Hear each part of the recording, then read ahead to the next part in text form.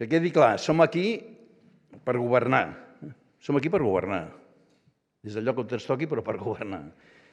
Per canviar la realitat, per transformar aquesta societat injusta, per construir equitat, és a dir, cohesió social, dignitat i justícia. I també, sí, orgullosament, a construir república, que quedi ben clar. I ho farem des d'on ens ha tocat, sí, des de l'oposició, des d'on el senyor Valls i el senyor Collboni han decidit col·locar-nos. Han decidit que aquest era el lloc que ens corresponia. Però ho farem amb el mateix entusiasme, amb la mateixa convicció amb la que hauríem governat si l'estranya parella formada per l'aritmètica electoral i una ben determinada manera d'entendre la política no ens ho hagués impedit. Ara ho acabem de veure plasmat en una votació tan curiosa com poc coherent o com contradictòria des de molts punts de vista. Ara ja és una realitat indiscutible. 21 vots pesen més que tota la lògica democràtica i que tota la convicció progressista i republicana. 21 vots pesen més, l'alcaldia pesa més, efectivament, aquí estem. Molt bé, en prenem nota, sense exclamacions, sense massa soroll i en ple respecte per les decisions que cadascú pren en ús de la seva llibertat i la seva responsabilitat. Mancaria més. Això sí, només demanem que ningú pretengui, a partir d'ara, decidir o explicar-nos res sobre quin ha de ser el nostre rol des d'aquest moment. No necessitem carícies ni encara menys consells interessats. No serem aliats mesells i dòcils d'un suposat progressisme intocable o indiscutible. No ens tendeixin les mans, sisplau. Avui no. Nosaltres sabrem decidir el que considerem la millor defensa de l'interès general d'aquesta ciutat, en cada moment. Avui, demà i cada dia. Nosaltres estem orgullosos del camí que ens ha dut fins aquí i determinats a seguir-lo tirant endavant a partir d'aquest mateix instant. El tenim ben traçat, el coneixem bé, ens el sabem de memòria, ens el sabem, el tenim ben ficat al cap i al cor.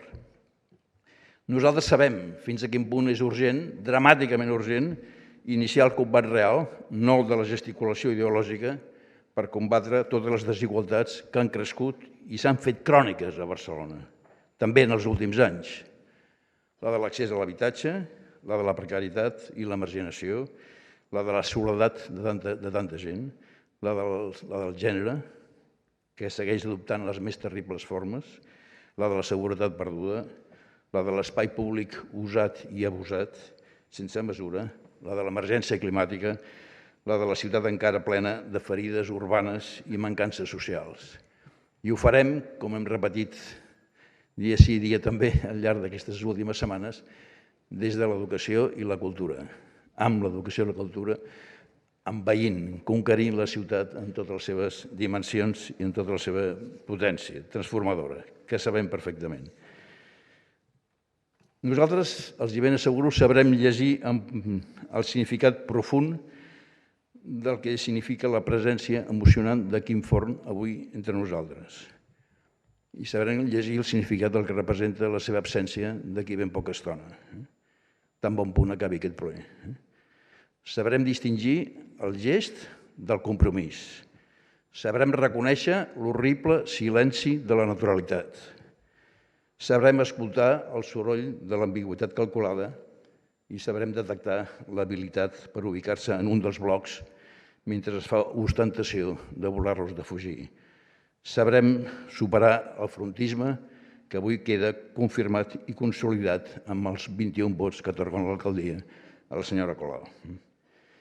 I per tant, també acabo aquesta part de la reflexió, que ningú es permeti presumir de progressisme si al mateix temps no assumeix el compromís més ferm per guanyar la llibertat definitiva de Quim Forn i de tota la resta de presos polítics i el retorn de tots els exiliats.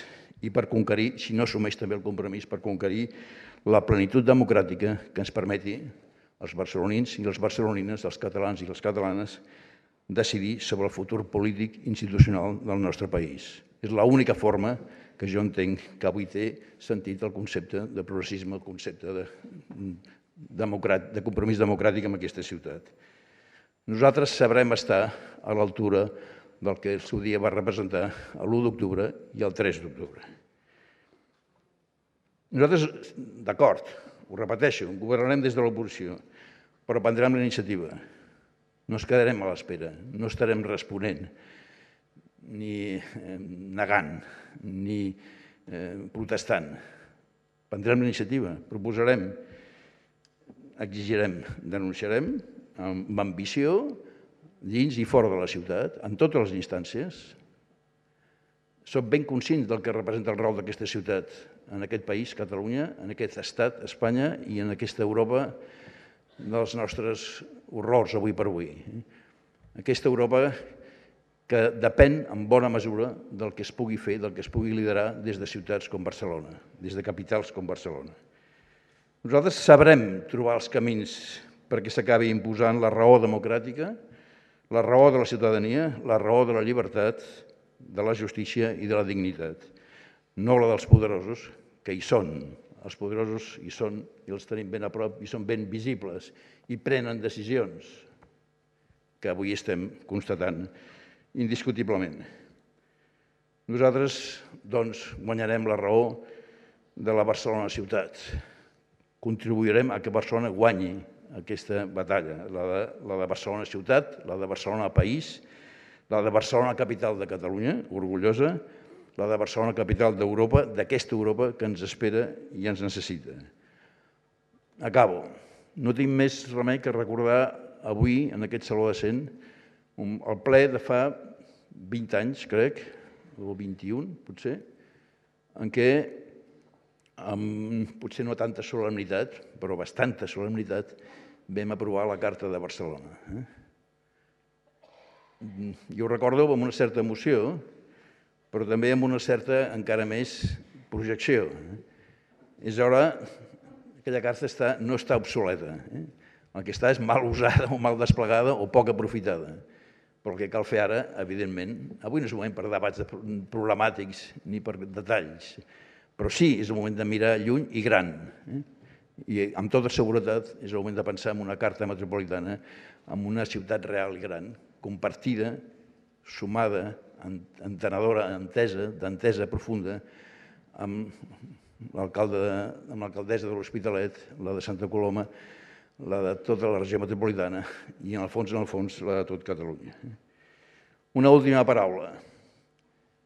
També els dic amb tota claredat. Des d'ara, des d'aquest moment, cada minut de cada dia en aquesta casa o a qualsevol punt de la ciutat estarà empaltat, orgullosament impregnat, de la petja, la mirada i l'acció política de Pasqual Maragall, del meu germà, que també és, crec, germà estimat per sempre de tots els ciutadans, de totes les ciutadanes de Barcelona.